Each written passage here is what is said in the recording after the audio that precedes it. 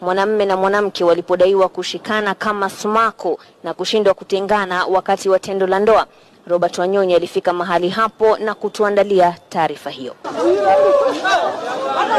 Wapenzi hawa ambao tumejaribu kwa uwezo wetu kuficha picha zao wakiwa wamebanana katika harakati za mwanamume mmoja kuamua kulima shamba la mwenzie. Ule ndugu yangu alikuwa ananipigia simu ati kuna jamaa ananyemelea yeye.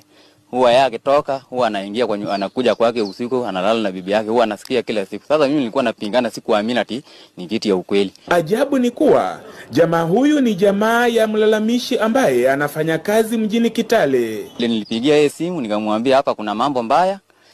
Akanimwambia yeye ako kazini, ako Kitale, sasa ndio ametoka, anakaribia kwa nyumba, akasema sasa hawezi fika saa hiyo usiku. Wawili hawa wanadaiwa kugandamiana punde tu walipoanza tendo la ndoa mwendo wa saa 5 za usiku hiyo jana. Ni tukio la kushangaza lililomlazimu mwanadada kuitisha msaada wa dharura kutoka kwa shemejie. Shemeji yangu akanipigia simu akanimwambia ati hapa imesindikana, ati kumekwama. Nikasema umekwama namna gani? Umefunguliwa nje?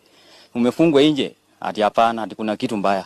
Ati kuja. Mimi kukuja nikaingia kwa dirisha kufungulia hivi, nikasema fungua mlango, ati mimi siwezi amuka. Anadaiwa kutega dawa zilizowanasa wawili hao.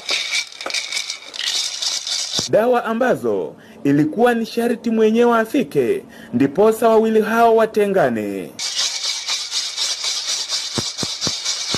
Na baada ya ganga za mganga ndipo uhuru kapatikana. Bibi alipigia jamaa yake simu, jamaa akakuja usiku muda wa saa 4. Wakaingia kwa nyumba. Nilipigiwa saa 5:30 na ndugu yangu.